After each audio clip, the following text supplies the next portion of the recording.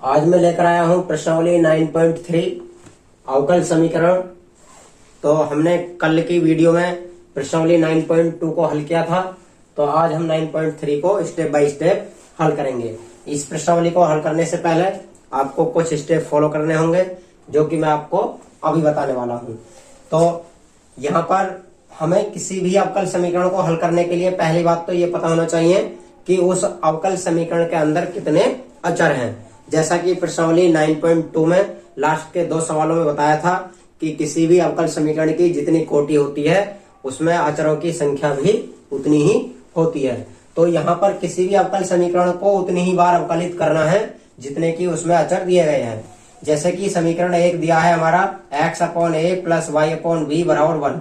इसमें यहाँ पर 2 स्वेच्छ अचर हैं, तो इसका मतलब है कि इस समीकरण को 2 बार अवकलन करना होगा, 2 बार अवकलन इसे करना होगा। सेम यहाँ पर भी एक ये अचर है, एक ये अचर है, इस समीकरण को भी 2 बार अवकलित करना होगा। इसमें भी यहाँ पर 2 अचर दिए गए हैं, इसमें भी 2 अचर दिए गए हैं, इसमें भी a और b 2 अचर दिए गए हैं। मतलब ये सभी समीकरण 2 बार हमें अवकलित करने होंगे। कुछ समीकरण ऐसे होते हैं जिनमें केवल एक ही अचर होता है, तो ऐसे समीकरणों का ध्यान रखना है आपको, उनका एक बार ही अवकलन करना है, जो कि इन हिंदी वाले सवालों में बनेंगे। जब इन हिंदी के सवालों को पढ़कर हम गणितीय रूप में परिवर्तित करेंगे तो इनमें कुछ सवाल ऐसे होंगे जिनमें केवल एक ही अचर होगा। जब एक अचर होगा तो उस समीकरण का अवकलन भी एक बार करना होगा। तो आइए पहला सवाल ले लेते हैं। पहला सवाल है हमारे पास x/a प्लस y/b बराबर 1। ये हमारा पहला सवाल है। इस सवाल को भी 2 बार अवकलित करना है। तो पहली बार जब अवकलित करते हैं यहाँ पर लिख देंगे x के सापेक्ष अवकलन करने पर,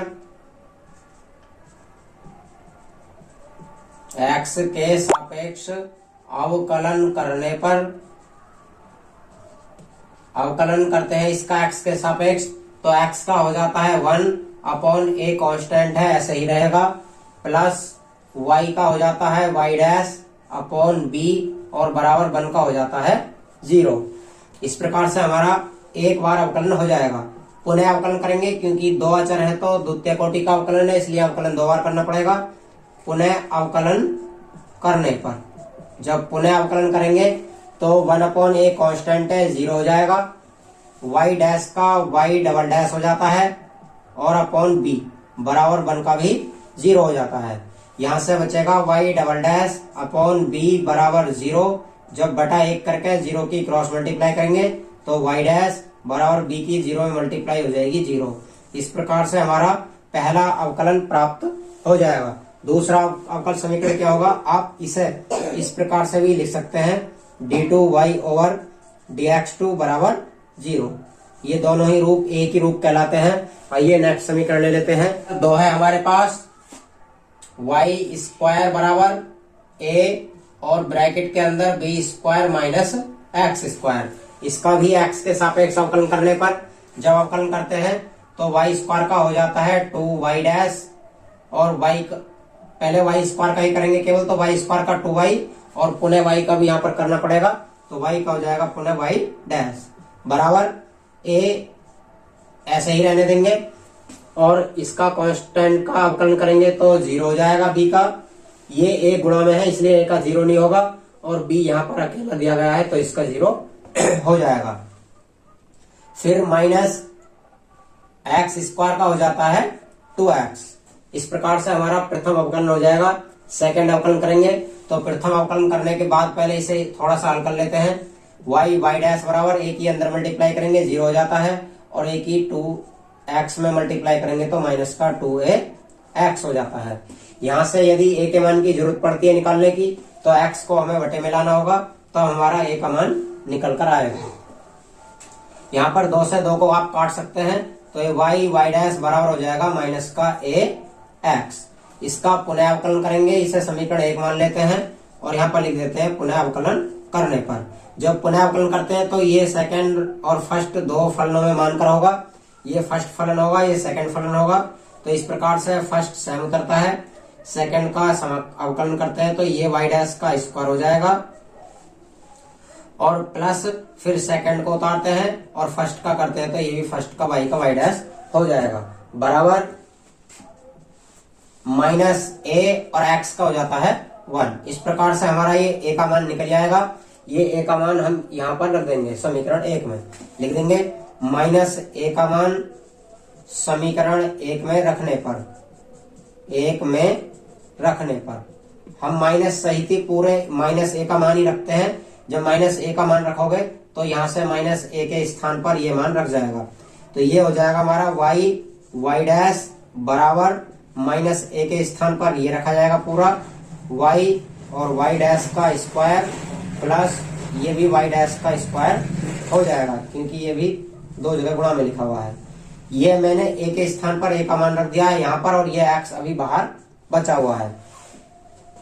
जब इस एक्स के अंदर मल्टीप्लाई करेंगे तो ये हो जाएगा वाई डैश बराबर एक्स के अंदर मल्टीप्लाई करते हैं तो ये एक्स वाई और वाई डैश का स्क्वायर प्लस यहां से भी एक्स और वाई डैश का स्क्वायर। अब हम दोनों में से वाई डैश का स्क्वायर कॉमन ले लेंगे। जब वाई डैश का स्क्वायर कॉमन लेंगे तो ये वाई डैश बराबर यहां से बचेगा एक्स वाई और प्लस यहां से बचेगा एक्स, और वाई डैश का स्क्वायर कॉमन आ जाएगा यहाँ पर बाहर। वाई डैश का स्क्वायर कॉमन लेने के बाद ये वाई डैश से एक वाई डैश का स्क्वायर कट जाएगा तो यहाँ पर बचेगा हमारा वाई बराबर एक्स वाई प्लस एक्स और ये यहाँ से वाई डैश। आप इस वाई डैश को dy ओवर dx भी लिख सकते हो। तो ये हो जाएगा y के स्थान पर dy ओवर dx और ब्रैकेट के अंदर एक्स वाई प्लस एक्स और बराबर y। तो इस प्रकार से हम सवाल नंबर 2 का हल कर लेंगे। सवाल नंबर 3, y बराबर a e की power 3x plus b e की पावर माइनस 2x। तो इसका भी x के सापेक्ष अवकलन करते हैं। y का y डैश हो जाता है बराबर a e की पावर 3x का a e की पावर 3x ही रहेगा, लेकिन जब 3x का दोबारा से अवकलन करेंगे तो कितना हो जाएगा 3। इस प्रकार से यहाँ पर हमारा b e की पावर 2x का b e की पावर 2x ही रहेगा, लेकिन जब 2x का करते हैं तो हो जाता है माइनस का 2। इस प्रकार से हमारा पहला अवकलन प्राप्त हो जाएगा। लेकिन यदि हम इसका अवकलन इसी प्रकार से करते जाएंगे, 2 बार करना है क्योंकि 2 कांस्टेंट दिए गए हैं, 2 अचर हैं, 2 बार अवकलन करते जाएंगे हम, तो हमारा एक भी अचर यहाँ से नहीं हटने का है, मतलब एक भी अचर से स्वतंत्र नहीं होने का है समीकरण हमारा। और अचरों से स्वतंत्र करने के लिए हमें एक एक करके दोनों अचरों को हटाना होगा। तो यहाँ पर हम यदि एक अचर कोई सा हटाना चाहें तो हमें यहाँ पर y का मान बनाना होगा। y का मान है a e की power 3x plus b e की पावर माइनस 2x। यदि यहाँ पर 3a e की पावर 3x है और यहाँ पर 3b e की पावर माइनस 2x जोड़ दें और इतना ही घटा दें, 3b e की पावर माइनस 2x और 3b e की पावर माइनस 2x।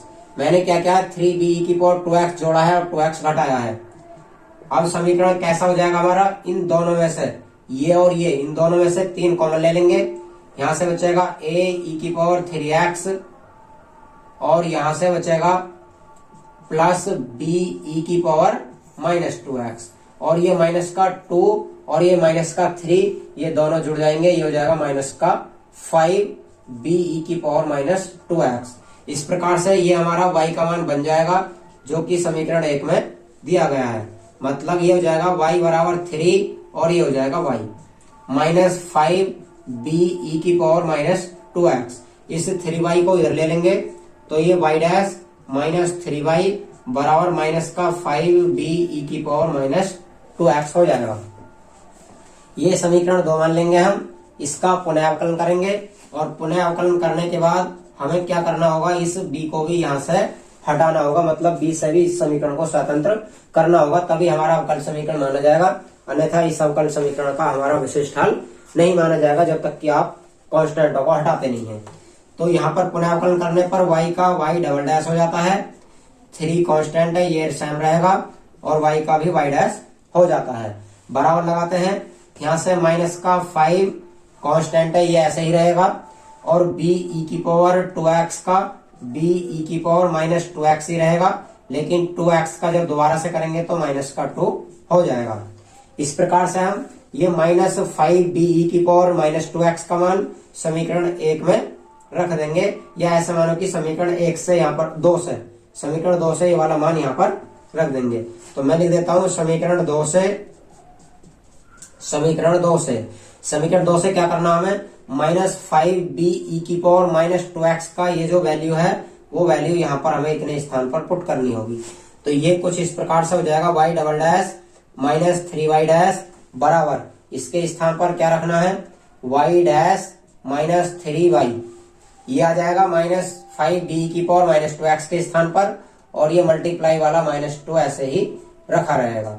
इस -2 की इधर मल्टीप्लाई करेंगे तो y double dash -3y dash बराबर ये हो जाएगा -2y डैश, और ये माइनस माइनस प्लस हो जाएगा, 3 दूनी 6 और y हो जाएगा। y डैश इतने जितने भी ये पद है सभी को एक तरफ करेंगे तो ये y double dash -3y dash minus का प्लस हो जाएगा इधर आकर 2y डैश बराबर -6y डैश और बराबर बचेगा 0। इन दोनों को सब्ट्रैक्ट करेंगे आपस में, y डबल डैश माइनस का यहाँ से बचेगा y डैश और प्लस माइनस का यह 6y बराबर 0। यहाँ से आप जहां पर y डैश है और y है वहां पर आप dy/dx रख सकते हैं। तो इस प्रकार से हो जाएगा, ये द्वितीय कोटि का अवकलन है तो ये d2y/dx2 हो जाएगा, ये dy/dx हो जाएगा, और ये -6y सेम रहेगा। इस प्रकार से हमारा सवाल नंबर 3 हल हो जाएगा। सवाल नंबर 4 है हमारे पास, y बराबर e⁻²x और ब्रैकेट के अंदर है a + bx। इसका भी अवकलन करते हैं। y का अवकलन करेंगे तो y डैश हो जाएगा, बराबर लगाएंगे, ये फर्स्ट फंक्शन और ये सेकंड फंक्शन मानकर आप इसका अवकलन कर सकते हैं। जब इसका अवकलन करेंगे फर्स्ट और सेकंड फंक्शन मानकर तो फर्स्ट फंक्शन सेम उतरेगा, और सेकंड का अवकलन करते हैं तो सेकंड a का तो 0 हो जाएगा, bx क्या बचेगा, यहाँ पर b बचेगा और x का भी 1 हो जाएगा। इस प्रकार से हमारा फर्स्ट फंक्शन और सेकंड का अवकलन प्लस लगाएंगे। अब सेकंड फंक्शन ऐसे उतारेंगे a + bx और फर्स्ट का अवकलन करेंगे। फर्स्ट का अवकलन हो जाता है 2e⁻²x, क्योंकि e⁻²x का e⁻²x होगा और 2x का 2 मल्टीप्लाई में आ जाएगा। इस प्रकार से सवाल हो जाएगा हमारा y डैश बराबर, ये b को पहले ले लेंगे तो ये हो जाएगा b e⁻²x प्लस यहां से ये 2e⁻²x और ये a + bx, ये इतनी वैल्यू हमें समीकरण 1 में प्राप्त हो जाएगी जो कि किसकी वैल्यू है, y की। तो यहाँ पर इतने स्थान पर हम y रख देंगे, यहाँ पर लिख देंगे y का मान समीकरण 1 से रखने पर, या ऐसे लिख देंगे कि केवल समीकरण 1 से यहाँ पर समीकरण 1 से जब वैल्यू रखेंगे आप तो ये हो जाएगा हमारा b e⁻²x प्लस 2 का 2 रहेगा, और ये पूरा किसका मान हो जाएगा, y का। इस 2y को इधर ले लेंगे, y डैश -2y बराबर b e⁻²x हमारे पास बच जाएगा। इसे इक्वेशन सेकंड मान लेंगे और इसका पुनः अवकलन करेंगे। पुनः अवकलन करने पर, पुनः अवकलन क्यों कर रहे हैं दोस्तों, अभी मैंने शुरू में बताया था आपको कि अब समीकरण के अंदर जितने भी कांस्टेंट होते हैं उतनी बार अवकलन करना होता है। यहाँ पर भी 2 कांस्टेंट दिए गए हैं तो इसका अवकलन भी 2 बार करना होगा। तो हमारे पास जब इसका अवकलन करेंगे तो ये हो जाएगा y डबल डैश -2 और y का y डैश हो जाएगा बराबर, b कांस्टेंट है तो ये ऐसे ही रहेगा, और e⁻²x का e⁻²x हो जाएगा, लेकिन यहाँ पर 2x का 2 होगा क्योंकि ये कांस्टेंट है। अब b e⁻²x हमारा ये है और b e⁻²x हमारा ये है, ये वाली वैल्यू हम यहां से पुट कर देंगे यहाँ पर। तो ये लिख देंगे समीकरण 2 से b e⁻²x का मान रखने पर, जब इसका मान b e⁻²x का मान समीकरण 2 से रखेंगे तो इधर की साइड सेम उतर जाएगी, बराबर ये इतने के स्थान पर ये आ जाएगा y डैश -2y, और ये 2 गुणा में ऐसे ही लगा रहेगा। अब 2 की मल्टीप्लाई करेंगे तो y double dash -2y dash बराबर 2 की मल्टीप्लाई करेंगे तो ये 2y डैश और -4y हो जाएगा। सभी को एक तरफ पक्षांतर करेंगे, -2y डैश इधर आकर -2y डैश इधर आकर प्लस का 4y हो जाएगा। इन दोनों को जोड़ देंगे तो ये y डबल डैश और प्लस माइनस का 4y डैश और प्लस का 4y हो जाएगा बराबर 0। आप चाहो तो y डैश के स्थान पर पुनः अवकलन का समीकरण इस प्रकार से लिख सकते हैं। ये द्वितीय कोटि का अवकलन है तो d2y ओवर dx2 हो जाएगा, ये माइनस का 4 और ये dy ओवर dx हो जाएगा और ये प्लस का 4y ऐसे ही रखा रहेगा। इस प्रकार से हमारा सवाल नंबर 4 हल हो जाता है। सवाल नंबर 5 है हमारा y बराबर e की पावर x ब्रैकेट के अंदर a cos x plus b sin x। इस प्रकार से हमें सवाल दिया गया है तो हम इसमें भी क्या करेंगे, इस फंक्शन को फर्स्ट मान लेंगे और इस पूरे फंक्शन को सेकंड मान लेंगे। फर्स्ट और सेकंड वाला अवकलन हो जाएगा यहाँ पर, तो इसका अवकलन करते हैं x के सापेक्ष। इसमें क्या होगा, फर्स्ट अवकलन सेम रहता है, मतलब फर्स्ट यहाँ पर y का y डैश हो जाएगा बराबर फर्स्ट अवकलन सेम रहता है, मतलब पहला ऐसे ही रहेगा। सेकंड का जब अवकलन करेंगे फर्स्ट फंक्शन और सेकंड का अवकलन करेंगे तो a का a cos का माइनस साइन x हो जाएगा और प्लस b का b और साइन का cos x हो जाएगा। फिर प्लस लगाएंगे, अब सेकंड फंक्शन ऐसे ही उतरेगा। सेकंड फंक्शन हमारा a cos x plus b sin x और फर्स्ट का अवकलन करेंगे तो e की पावर x का e की पावर x ही रहेगा। इसे आप देखेंगे तो ये पूरा y का मान हमारा बन जाएगा। तो ये हो जाएगा y डैश बराबर e की पावर x और माइनस का a sin x plus b cos x और प्लस ये किसका मान है, पूरा समीकरण 1 मानेंगे हम इसे, तो ये समीकरण 1 से हमारा y का मान हो जाएगा पूरा। यहाँ पर लिख देंगे समीकरण 1 से। अब आगे चलते हैं तो आगे का क्या करेंगे, इस y को इधर ले लेंगे तो ये y डैश माइनस इधर आकर y बन जाएगा बराबर ये जो बचा है ये सेम उतर जाएगा e की पावर x माइनस का a sin x प्लस का b cos x और इतना बचेगा। अब इसका पुनः अवकलन करेंगे, तो पुनः अवकलन करने पर हमें प्राप्त होगा y का y डबल डैश और फिर y का y डैश, y डैश का y डबल डैश और y का y डैश बराबर। यहाँ फिर आपको फर्स्ट फंक्शन और सेकंड फंक्शन वाला नियम लगाना होगा जैसे कि अभी लगाया था। फर्स्ट फंक्शन ऐसे ही रहता है, सेकंड का अवकलन करेंगे तो माइनस a का a और साइन का हो जाता है cos x, फिर b का b रहेगा, cos का हो जाता है माइनस साइन x, तो मैंने ये चिन्ह परिवर्तित कर दिया है। फिर प्लस, अब सेकंड फंक्शन ऐसे ही उतरता है तो माइनस का a साइन x और प्लस b cos x और फर्स्ट का करेंगे तो फर्स्ट का हो जाता है e की पावर x का e की पावर x ही रहेगा। ये हुआ फर्स्ट फंक्शन, सेकंड का अवकलन कर दिया है प्लस सेकंड फंक्शन और ये फर्स्ट का अवकलन कर दिया है। यहां से माइनस का चिन्ह कॉमन ले लेंगे तो ये हो जाएगा y double dash minus y dash बराबर माइनस कॉमन ले लेंगे e की पावर x और ये प्लस के हो जाएंगे a cos x plus b sin x और प्लस इस e की पावर x को पहले आप ले सकते हैं, ये minus a sin x plus b cos x इस प्रकार से हो जाएगा। ये आगे करते हैं तो आगे हो जाएगा ये y double dash minus y dash बराबर, ये देखिए दोस्तों ये वाला किसका मान है, ये पूरा y का मान है इतना, माइनस को छोड़ देते हैं तो ये पूरा हमारा y का मान है, इसके स्थान पर y आ जाएगा और ये हमारा किसका मान है, ये समीकरण 2 से y डैश माइनस y का मान है, तो यहाँ पर समीकरण 2 लिख देते हैं। अब यहाँ पर लिखना पड़ेगा हमें समीकरण 1 व 2 से, इसे मैं मिटा देता हूँ, यहाँ पर लिख दूं पहले मैं समीकरण 1 व 2 से। समीकरण 1 और 2 से का मतलब है यहाँ पर कि समीकरण 1 से और 2 से दोनों से हमें वैल्यू रखनी है, माइनस का माइनस रहेगा, ये हमारा समीकरण 1 से y का मान है, फिर प्लस का प्लस रहेगा, ये हमारा समीकरण 2 से y डैश माइनस y का मान है। यहां से इनको सभी को एक तरफ करेंगे तो ये हो जाएगा y डबल डैश माइनस का y डैश, इधर आकर ये प्लस का 2y हो जाएगा और ये इधर आकर माइनस का y डैश हो जाएगा बराबर बचेगा 0। इन दोनों y डैश को जोड़ लेंगे, ये y डबल डैश ये माइनस का 2y डैश और ये प्लस का 2y और बराबर 0। आप इसे अवकल समीकरण को dy over dx dx2 d2y over dx2 क्योंकि द्वितीय कोटि का अवकलन है और माइनस 2y के स्थान पर dy ओवर dx और प्लस का 2y बराबर 0।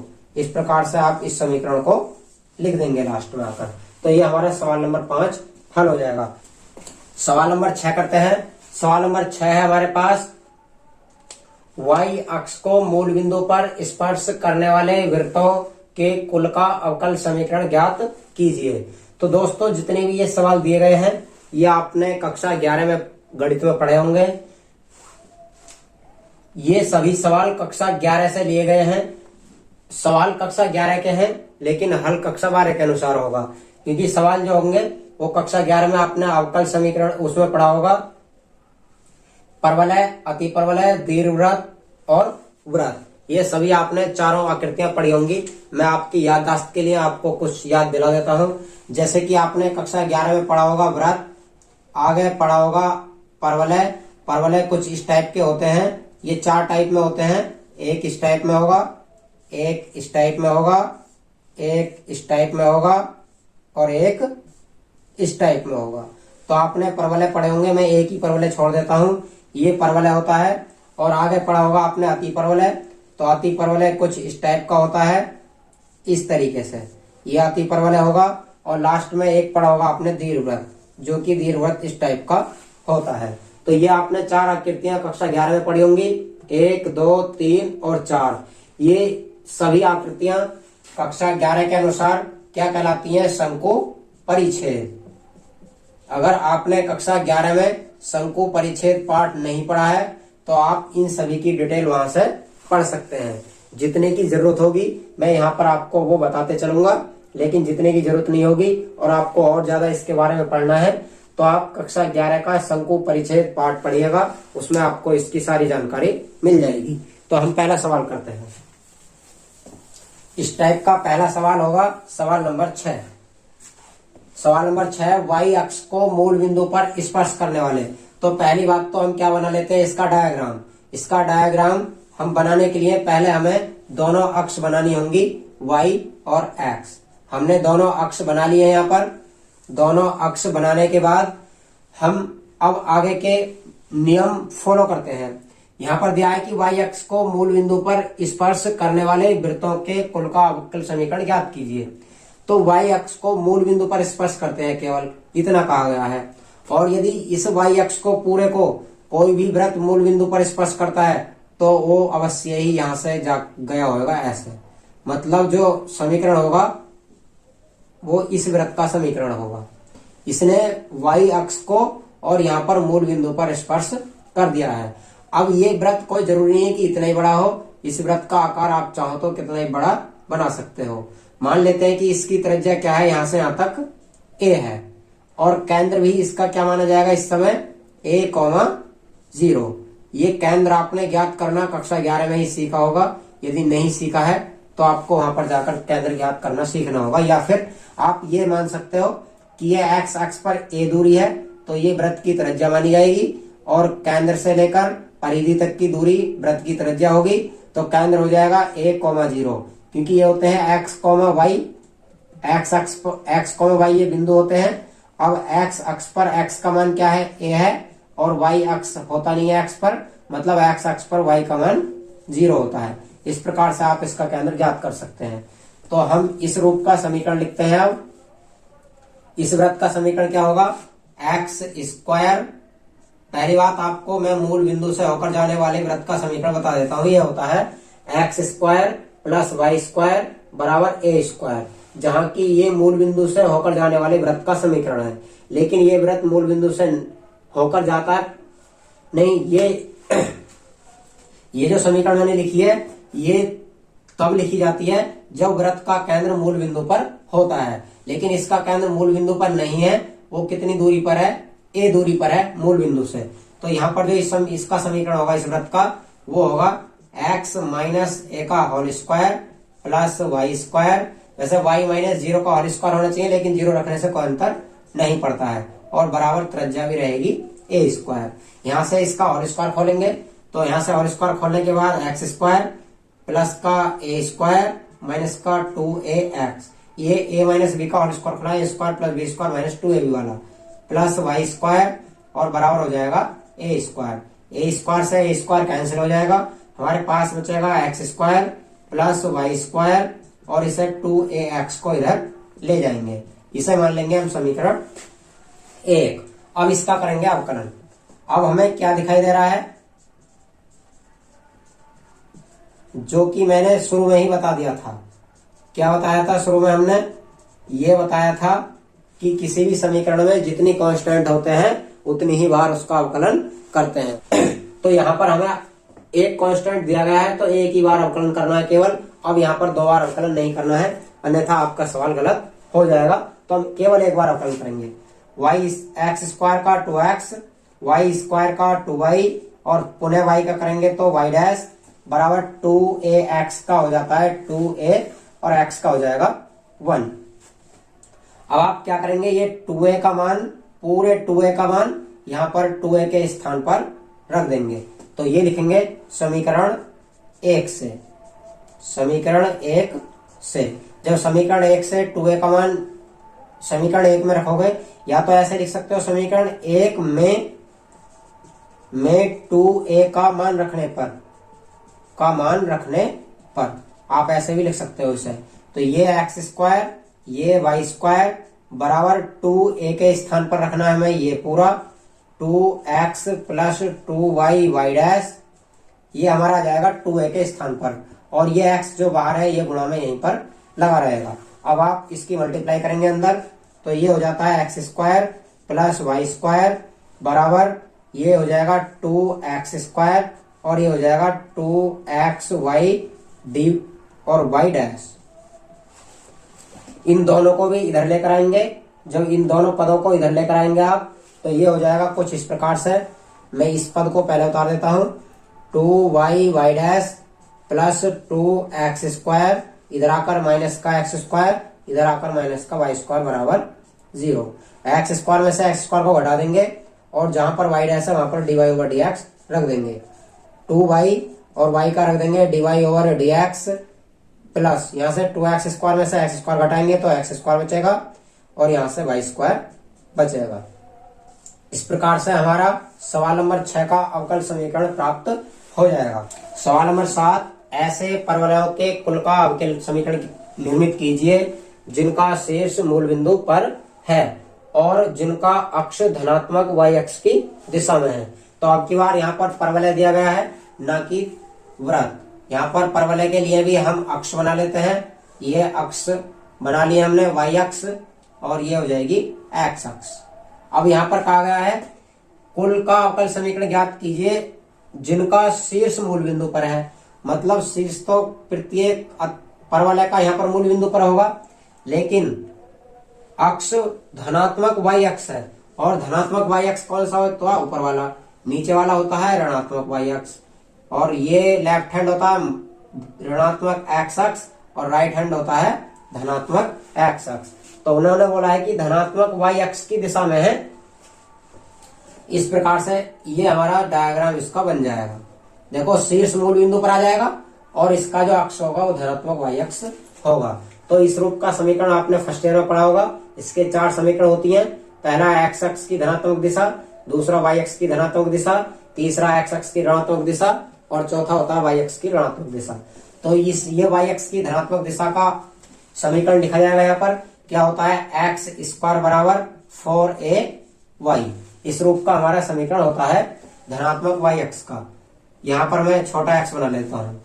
चारों समीकरण यदि मैं आपको बताऊं तो अति परवलय की चारों समीकरण होती हैं। पहला होता है इसका समीकरण y स्क्वायर बराबर 4ax। अगर हम ऋणात्मक x अक्ष का निकालना चाहें तो यहाँ पर माइनस लग जाता है, मतलब y स्क्वायर बराबर 4a और x के स्थान पर माइनस x रख देते हैं। ये धनात्मक x अक्ष है, पॉजिटिव यहाँ पर मैं लिख देता हूँ ब्रैकेट में x पॉजिटिव, और ये ऋणात्मक x अक्ष है x नेगेटिव। और यदि y पॉजिटिव लिखना है तो ये लिखा हुआ है आपके सामने x स्क्वायर बराबर 4ay, ये y पॉजिटिव है। और यदि हमें नीचे वाला समीकरण लिखना है तो x स्क्वायर बराबर y के स्थान पर माइनस का y हो जाता है, माइनस का 4ay और ये है y का पॉजिटिव अक्ष। मतलब ये x अक्ष की धनात्मक दिशा, ऋणात्मक दिशा, y की धनात्मक दिशा और ऋणात्मक दिशा। इस प्रकार से हमारे 4 अति परवलय के समीकरण होते हैं। आप चाहो तो इन्हें नोट कर सकते हो आगे के सवालों में प्रयोग करने के लिए, लेकिन हमें केवल यहाँ पर एक हल करना है जो कि y अक्ष की पॉजिटिव दिशा है। इसमें भी केवल एक ही कांस्टेंट दिया गया है, तो हमें एक बार ही इसका अवकलन करना होगा। x स्क्वायर का 2x हो जाता है, 4a का 4a रहेगा और y का y डैश हो जाएगा यहाँ पर। अब यहाँ से 4a का मान निकालेंगे इसमें रखने के लिए, तो y डैश को बटे में लाना पड़ेगा। x बटे y डैश बराबर हो जाएगा 4a। 4a की वैल्यू हम समीकरण 1 में रख देंगे, 1 मान लेंगे इसे, और यहाँ पर लिख देंगे 4a का मान समीकरण 1 में रखने पर। जब 1 में रखते हैं 4a के स्थान पर, तो ये एक्स स्क्वायर लेफ्ट हैंड ऐसे रहेगा, बराबर 4a के स्थान पर 4a का मान ये रख देंगे 2x बटा y डैश, और गुणा में ये y दिया है तो y को ऐसे उतार देंगे। यहां से x से एक x कट जाएगा, जो भी बचे हैं आप उन्हें अब उतार सकते हो। ये y डैश इधर आकर x y डैश हो जाएगा, x y डैश बराबर यहां से बचेगा 2y। आप चाहो तो इसे भी इधर ला सकते हो, तो ये x y को dy ओवर dx लिख देंगे, इधर आकर माइनस का 2y बराबर बचेगा 0। इस प्रकार से हमारा सवाल नंबर 7 हल हो जाएगा। सवाल नंबर 8, ऐसे दीर्घवृत्तों के कुल का अवकल समीकरण ज्ञात कीजिए जिनकी नाभियां y अक्ष पर हैं तथा जिनका केंद्र मूल बिंदु है। नाभियां अब की बार y अक्ष पर दी गई हैं, तो हमारा जो अक्ष बनेंगी वो ऐसे बनेंगी। अब कहा है कि नाभियां y अक्ष पर हैं, तो हमारी y अक्ष ये है, और y अक्ष पर नाभियां बनाने के लिए आपको दीर्घवृत्त भी इस प्रकार का ही बनाना होगा। इस प्रकार से ये इसकी होती है नाभियां और ये इसके होते हैं शीर्ष। तो हमें इस प्रकार के दीर्घवृत्त का समीकरण लिखना होगा, और इस प्रकार के दीर्घवृत्त का समीकरण होता है एक्स स्क्वायर बटा बी स्क्वायर और वाई स्क्वायर बटा ए स्क्वायर बराबर 1। यदि नाभियां एक्स अक्ष पर होती हैं, मतलब ये इस तरीके से ना होकर इस तरीके से होता है, तो ये आपस में दोनों चेंज हो जाते हैं। ए स्क्वायर इधर आ जाता है, बी स्क्वायर इधर आ जाता है, बाकी कोई अंतर नहीं पड़ेगा। अवकल समीकरण पर इसका कोई अंतर नहीं पड़ता है, सेम रहेगा अवकल समीकरण। तो हम इसका हल कर लेते हैं। यहाँ पर 2 कांस्टेंट दिए गए हैं, दोनों कांस्टेंट है, तो 2 ही बार इसका हमें अवकलन करना होगा। इसे कहते हैं दीर्घ अक्ष, इसे कहते हैं लघु अक्ष। तो यहाँ पर ये a और ये b मानी जाती है। इसका अवकलन करेंगे तो एक्स स्क्वायर का 2x बटा बी स्क्वायर कॉन्स्टेंट है, ये ऐसे ही रहेगा। वाई स्क्वायर का 2y और y का पुनः करेंगे तो y डैश, और बटे में a स्क्वायर कॉन्स्टेंट है, तो ये भी ऐसे ही रहेगा, और 1 का हो जाएगा 0। यहां से हम कोई सा एक पद उधर ले जाते हैं, तो ये हो जाएगा 2y y डैश बटा a स्क्वायर, और बराबर इसे इधर ले जाएंगे तो माइनस का 2x बटा बी स्क्वायर। 2 से 2 को आप काट सकते हैं, तो ये बचेगा y डैश बटा a स्क्वायर बराबर x बटा बी स्क्वायर। ये समीकरण हम 2 मान लेंगे, इसे समीकरण 1 मान लेंगे, इसे समीकरण मानने की कोई जरूरत नहीं है। अब यहां से पुनः अवकलन करेंगे। यहाँ पर हमने एक बार अवकलन किया है, तो यहाँ पर लिख देते हैं अवकलन करने पर, यहाँ पर लिख देते हैं पुनः अवकलन करने पर। पुनः अवकलन करते हैं तो ये फर्स्ट और सेकंड मानकर इनका अवकलन होगा, क्योंकि ये फर्स्ट फंक्शन है, ये सेकंड फंक्शन है। फर्स्ट और सेकंड मानकर करते हैं, तो फर्स्ट ऐसे रहेगा, सेकंड y डैश का y डबल डैश हो जाता है, y डैश का y डबल डैश हो जाता है, और यहाँ पर सेकंड को ऐसे ही उतारेंगे सेम y डैश, और ये y का y डैश हो जाएगा, बटे में a स्क्वायर सेम लगा रहेगा, बराबर x का 1 हो जाएगा और बटा बी स्क्वायर हो जाएगा। अब यहां से 1/b स्क्वायर है, यहाँ पर भी एक 1/b स्क्वायर यहाँ पर माना जाएगा। यहाँ पर भी आप 1/b स्क्वायर की वैल्यू यहाँ से रख सकते हैं। अगर हम यहाँ पर 1/b स्क्वायर की वैल्यू ये रखते हैं तो क्या प्राप्त होगा, यहाँ पर आप इसे x को सेम इस प्रकार से भी लिख सकते हैं, गुणा में x, मतलब ये 1/b स्क्वायर और ये गुणा में यहाँ पर अलग x लगा सकते हैं, तो आपको 1/b स्क्वायर यहाँ पर स्पष्ट दिखने लगेगा। यहाँ पर लिख देते हैं हम अब 1/b स्क्वायर का मान समीकरण 1 में रखने पर। ये बी स्क्वायर 1/b² का समीकरण एक में रखेंगे। यहाँ पर मैं ऊपर का साफ कर देता हूं।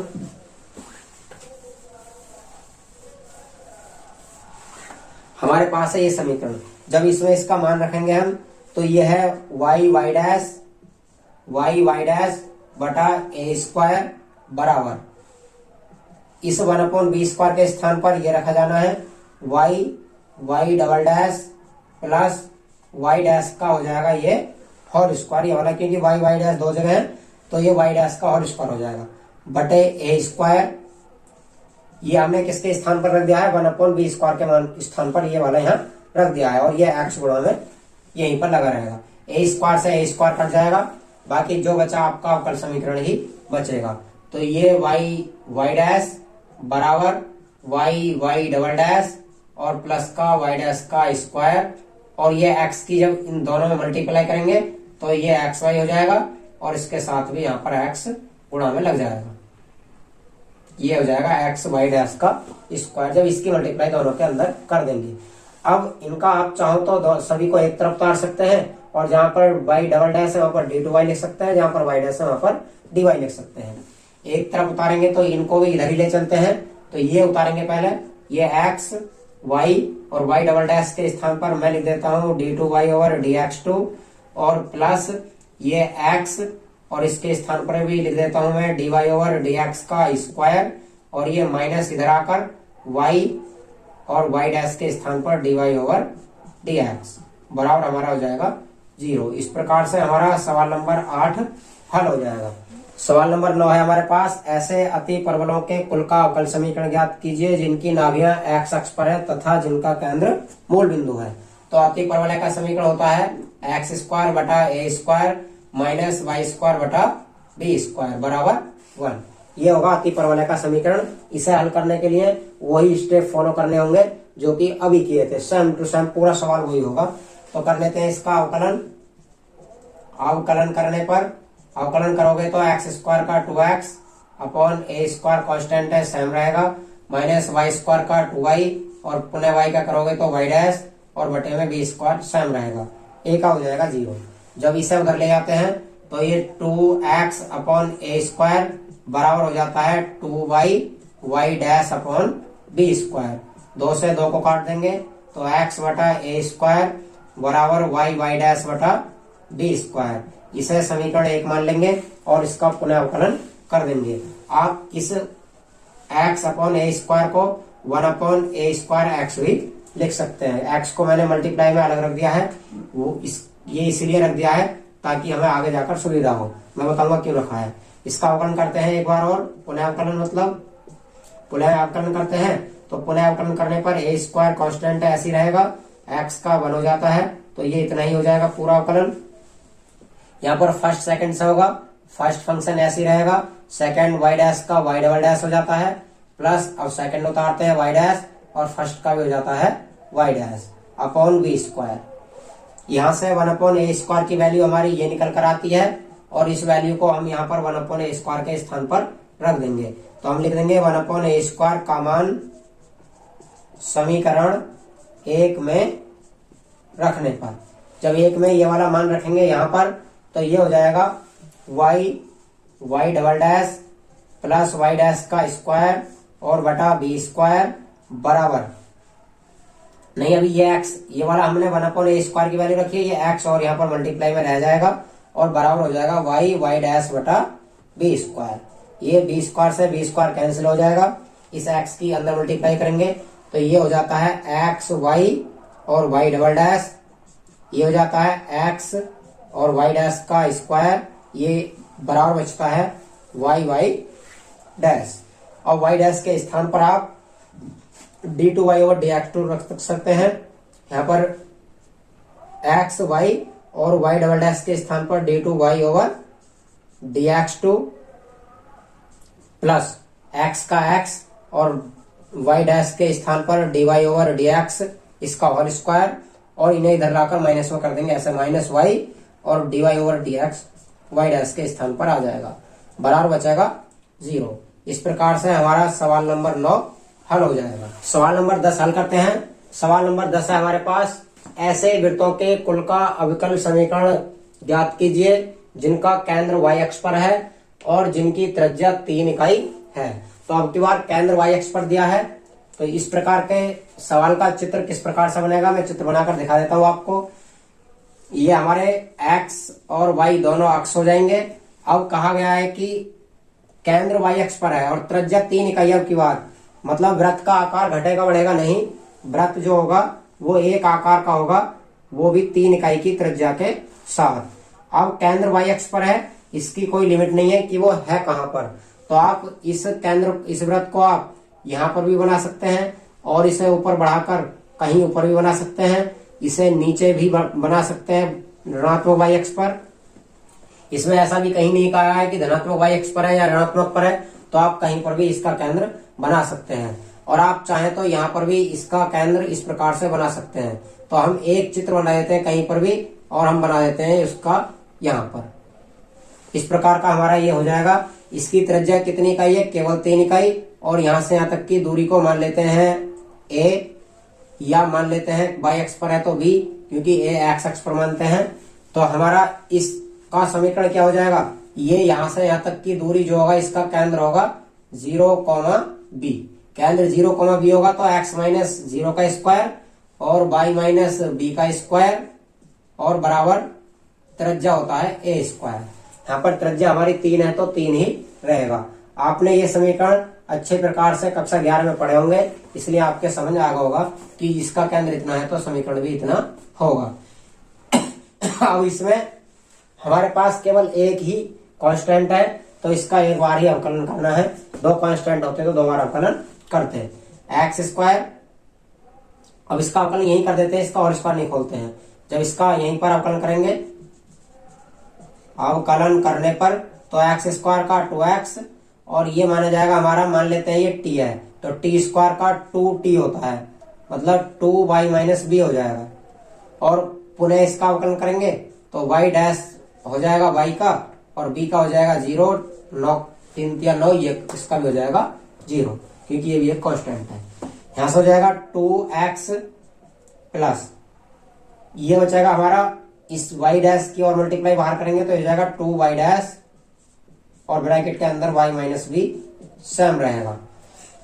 यहां से हम इस पोर्शन को उधर ले जाएंगे तो ये 2y dash y minus b बराबर माइनस का 2x हो जाएगा, 2 से 2 कट जाएगा और इस y डैश को भी इसके बटे में ले जाएंगे।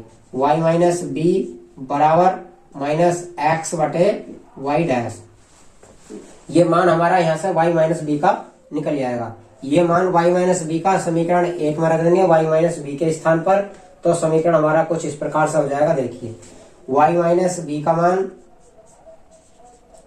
का मान समीकरण 1 में रखने पर, जब समीकरण 1 में y माइनस b का मान रखते हैं यहाँ पर, तो ये x square plus y minus b के स्थान पर यह आ जाएगा माइनस एक्स बटे वाई डैश का होल स्क्वायर बराबर 3 हो जाएगा 9।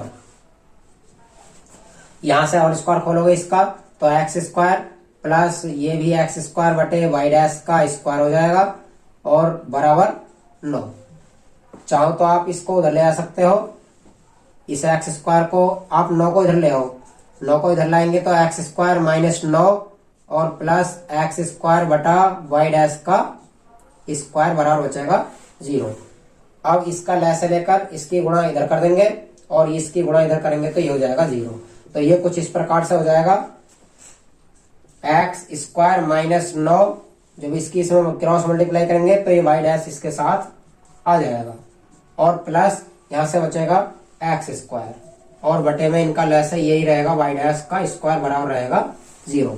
इनका मैंने लैसे लिया है, इन दोनों का लैसे लेकर ये इधर जाकर जब क्रॉस करेंगे इसकी तो ये इस प्रकार से वाई डैश स्क्वायर 0 हो जाएगा।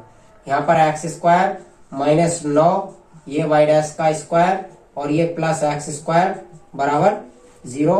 अब आप वाई डैश के स्थान पर dy ओवर dx रख सकते हैं, तो ये हो जाएगा dy ओवर dx का होल स्क्वायर और प्लस एक्स स्क्वायर बराबर 0।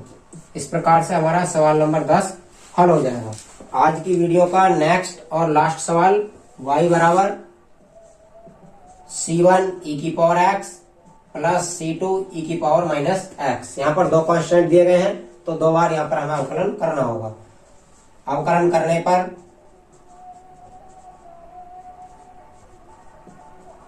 अवकलन करेंगे इसका तो y का हो जाता है y डैश, c1 कांस्टेंट है ये ऐसे ही रहेगा, e की पावर x का e की पावर x ही होता है। ये c2 कांस्टेंट है ऐसे ही रहेगा, e की पावर माइनस x का माइनस e की पावर माइनस x होता है।